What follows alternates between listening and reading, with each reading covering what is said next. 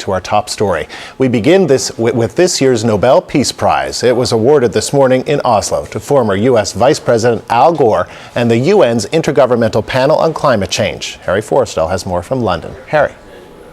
Well, Andrew, he may have won an Emmy and an Oscar, but this is surely Al Gore's sweetest prize, the Nobel Peace Award.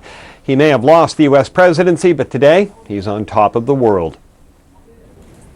The Norwegian Nobel Committee has decided that the Nobel Peace Prize for 2007 is to be shared in 2 equal parts between the Intergovernmental Panel on Climate Change, IPCC, and Albert Arnold Al Gore Jr.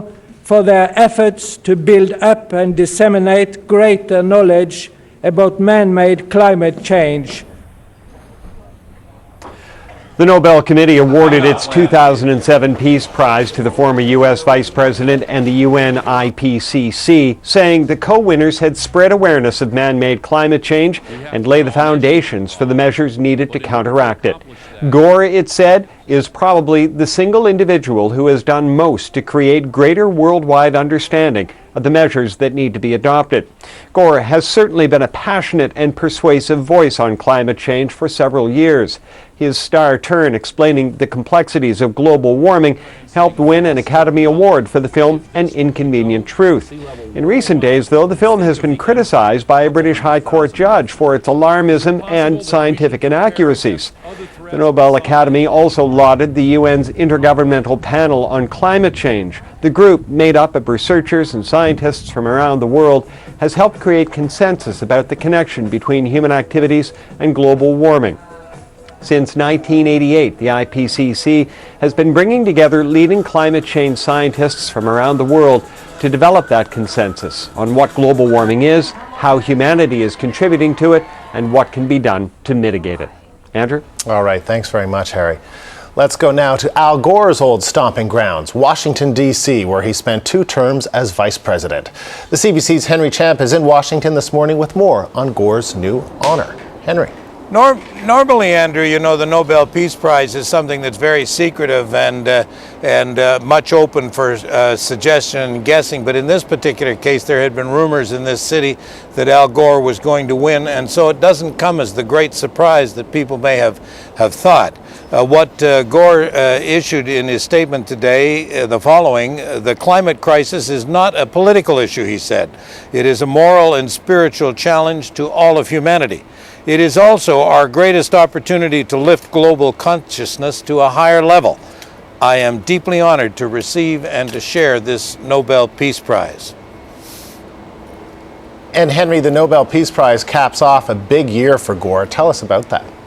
Well, a big year, and I think also a big decade. Keep in mind that this is a man who had served 8 years as vice president and then lost a terribly bitter race for the president.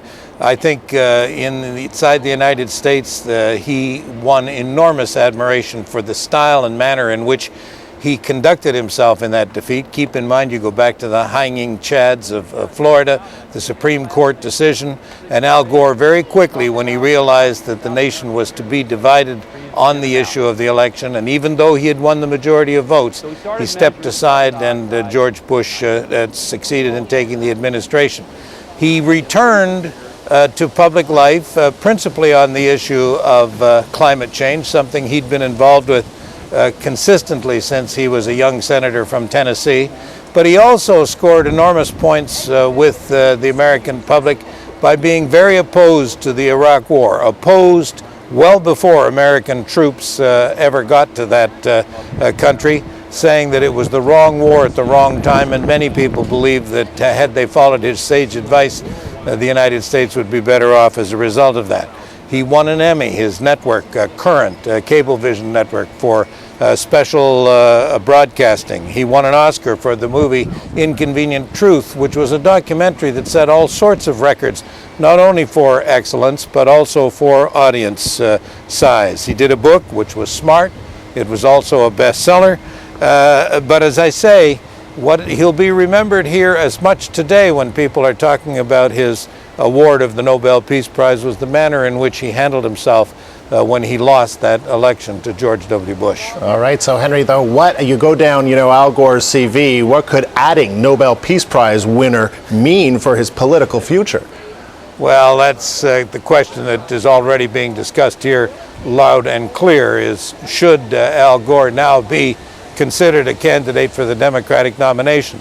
There is an organization, it's called Friends of Al Gore, which has been in place for some time, that has always argued and alerted the public and many Democratic fundraisers, people of this kind, to the fact that if Al Gore won the Nobel Peace Prize, he would be a natural for insertion into the campaign. As it stands at the moment, and I was looking at the polls this morning, although he has consistently said he's not running for president and will not run for president, he stands fourth in the standings.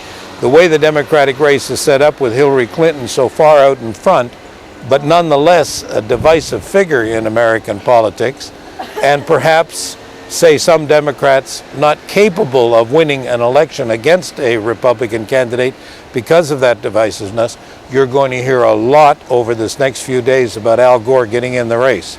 He has one other asset too, which is important in American politics. He has the money. There's no question there's lots of people who would come to his side immediately if he chose to enter the race. All right, Henry, thanks very much. The CBC's Henry Champ in Washington this morning.